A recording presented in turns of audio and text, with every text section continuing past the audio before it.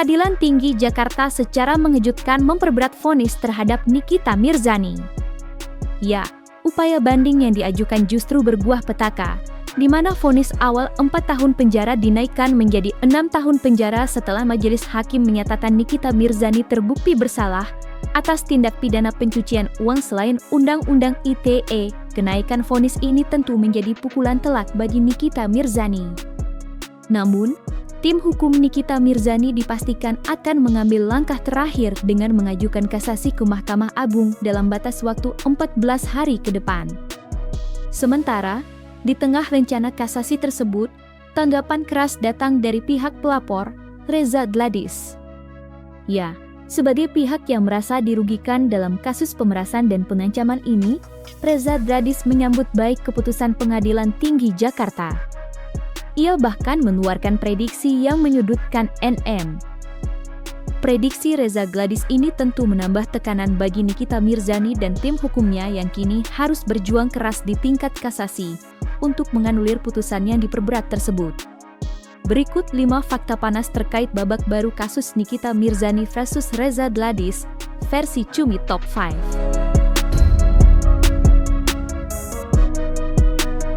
Dalam sidang putusan banding yang diajukan oleh pihak Nikita Mirzani, Majelis Hakim Pengadilan Tinggi Jakarta justru mengeluarkan vonis yang lebih berat.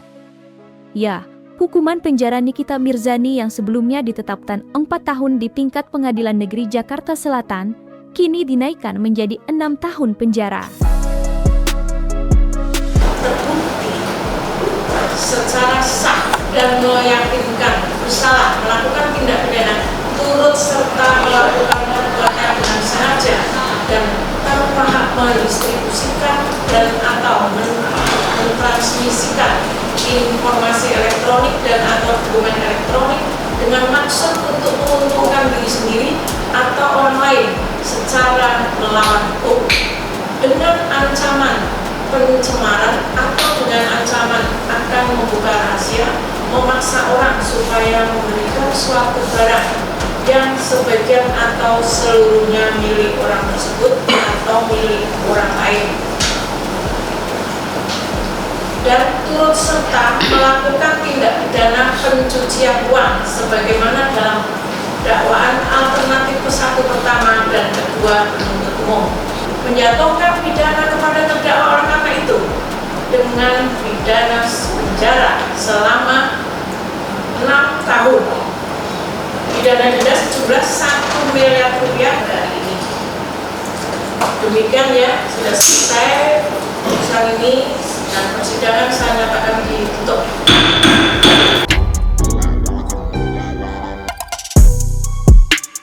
Di sisi lain, meskipun menghadapi kenyataan pahit vonis 6 tahun, Nikita Mirzani dikabarkan tetap kukuh pada pendiriannya. Nikita Mirzani mengungkapkan bahwa ia berharap bisa bebas total dalam upaya hukum selanjutnya karena ia secara pribadi merasa tidak bersalah atas semua dakwaan yang ditujukan kepadanya, terutama terkait TPPU. Untuk bebas dari penjara ya kan Niki? Ya harus, karena kan memang nggak ngelakuin.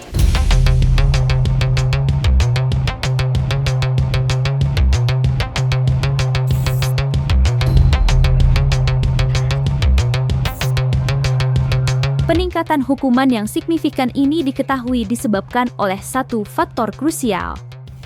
Ya, Majelis Hakim Pengadilan Tinggi Jakarta menyatakan Nikita Mirzani terbukti bersalah atas tindak pidana pencucian uang atau TPPU. Keterbuktian TPPU inilah yang kemudian diterapkan secara kumulatif dengan tindak pidana pemerasan melalui media elektronik atau Undang-Undang ITE, sehingga total hukuman yang dijatuhkan meningkat.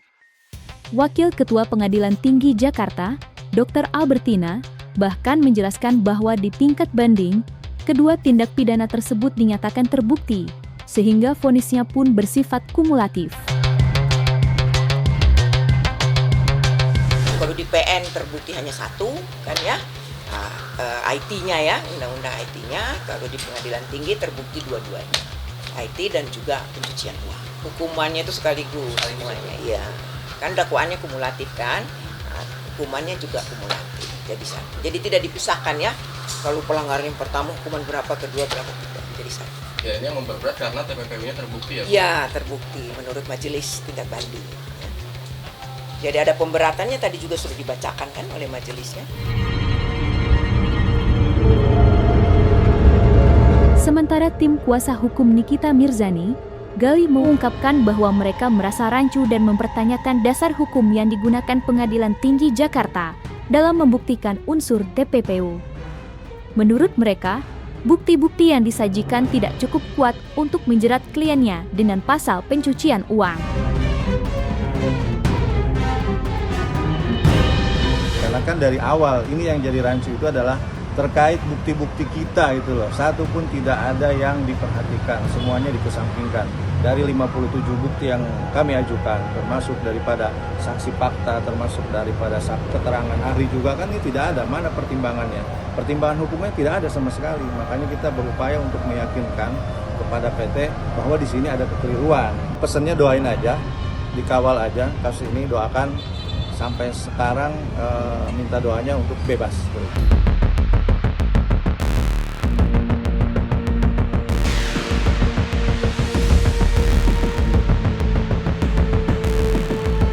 Reza Gladys, melalui kuasa hukumnya, Julianus menyambut baik putusan banding ini. Ya, pihaknya memang sejak awal menganggap vonis 4 tahun yang dijatuhkan di tingkat Pengadilan Negeri Jakarta Selatan terlalu ringan dan tidak mencerminkan kerugian yang mereka alami. Menurut Julianus, vonis 6 tahun penjara ini adalah bentuk keadilan yang telah lama ia nantikan. Pihaknya merasa bahwa hukuman yang lebih berat ini sesuai dengan dampak yang ditimbulkan oleh perbuatan Nikita Mirzani terhadap dirinya dan keluarga.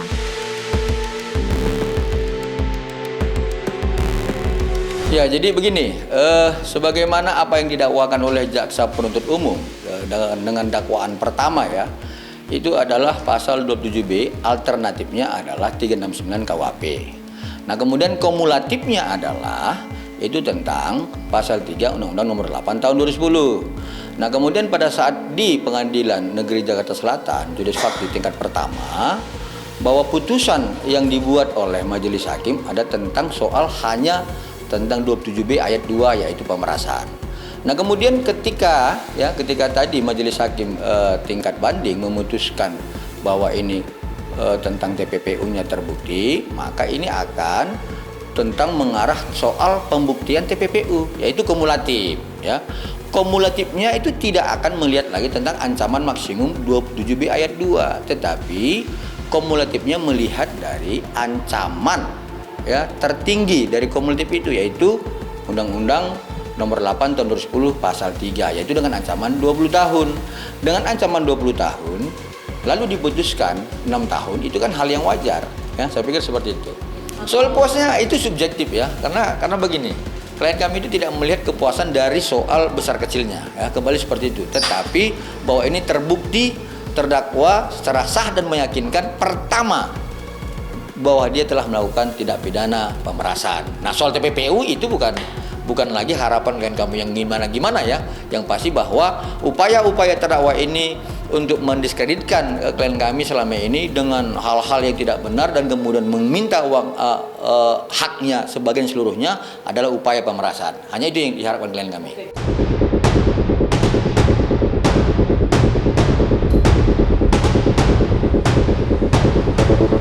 Meskipun telah menerima pukulan berat berupa kenaikan vonis dari 4 tahun menjadi 6 tahun penjara di tingkat banding, tampaknya harapan untuk Nikita Mirzani lolos dari hukuman berat belum sepenuhnya tertutup. Ya, sesuai dengan sistem peradilan Indonesia, Nikita Mirzani masih memiliki hak untuk menempuh upaya hukum terakhir, yakni mengajukan kasasi ke Mahkamah Agung. Tadi juga sudah disampaikan oleh majelis kan 14 hari ya untuk kasasinya. Namun di sisi lain, pihak Reza Gladys secara terbuka menyatakan keyakinannya bahwa upaya kasasi yang akan diajukan oleh tim hukum Nikita Mirzani ke Mahkamah Agung akan berakhir dengan penolakan. Saya nggak mau melihat dari Nikita Mirzaninya ya, tetapi begini, saya selalu bilang sama teman-teman media, saya ini adalah advokat yang diatur dalam Undang-Undang 18 tahun 2003 dan jelas clear di pasal 6 huruf D dan huruf E menjelaskan saya harus patuh dan memahami peraturan perundangan. Nah, kalau misalkan nanti pihak dari terdakwa Nikita Mirzani menerapkan tentang hukum acara tentang syarat-syarat formil dan material tentang persoalan kasasi, saya pastikan dia itu akan mempunyai peluang. Tapi kalau kemudian ya tidak menerapkan tentang upaya-upaya formil untuk melakukan upaya kasasi, saya ragu ya, sama seperti ini ya, saya yakin bahwa kalau menurut saya ini bukan dugaan saya ini bukan banding, ini bukan produk dari penasihat hukum dari terdakwa, bukan. Kalau misalnya penasihat hukum nggak mungkin nggak memakai pasal 240 KUHP, ini pasti terdakwa Nikita Mirzani. Seperti dugaan saya seperti itu. Kenapa? Karena penasihat hukum pasti akan mengacu ke pasal 240. Tapi kalau misalkan pasal 240 KUHP tidak terpenuhi, pasti penasihat hukum ini tidak akan merekomendasi kliennya untuk melakukan upaya banding. Ya, dugaan saya ini bukan produk penasihat hukumnya, karena pasal 240 di sini tidak terpenuhi menurut saya, seperti itu.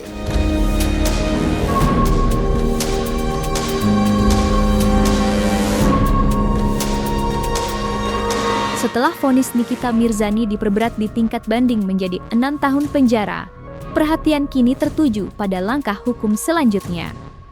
Ya, meskipun tim kuasa hukum Nikita Mirzani diduga tengah berencana mengajukan kasasi ke Mahkamah Agung, praktisi hukum Deolipa Yumara memberikan pandangan yang lebih pragmatis dan berhati-hati. Ya, Deolipa Yumara menyarankan agar Nikita Mirzani mempertimbangkan dengan sangat matang upaya kasasi tersebut, bahkan menyarankan untuk menerima putusan 6 tahun penjara yang sudah dijatuhkan oleh Pengadilan Tinggi Jakarta. Saran ini didasarkan pada kekhawatiran bahwa upaya kasasi justru berpotensi gagal dan tidak menghasilkan perubahan signifikan terhadap vonis. Kalau kasasi tergantung lagi. Kalau jaksa nggak kasasi, ini kita bisa kasasi. Atau jaksa kasasi juga, karena nggak puas juga hukumannya. Ini satu persoalan sendiri. Ini dilematis ini. Begitu. Jadi ya kita, kalau anjuran kita ya, Nikita Mirzani sebaiknya sudahlah legowo saja lah di posisi 6 tahun ini kan. Nanti kan ada remisi, ada pengurangan hukuman segala macam jadi 5 tahun atau 4,5 tahun nggak menjalani masa hukuman kan. Nah, dibanding dia kasasi. Tapi kalau jaksa kasasi, ini baru persoalan buat dia. Mau nggak mau dia ngikutin juga alur apa yang diminta oleh jaksa lewat kasasinya. Saran kita sih, ya udahlah, diterima aja dulu lah. Ya, berkabung baik aja lah.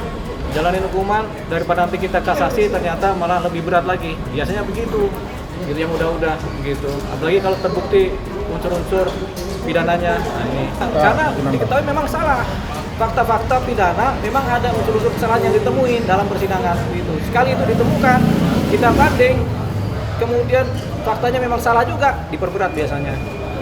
Beda kalau memang ini masih sumir banget, salah atau benarnya masih belum ketahuan, tiba-tiba kita baiknya sebenarnya adalah setelah inkrah di pengadilan negeri, ajukan hukum baru lewat PK.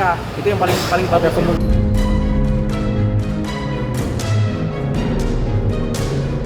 Dan jangan lupa untuk like, subscribe, dan juga share channel YouTube Cumi Cumi.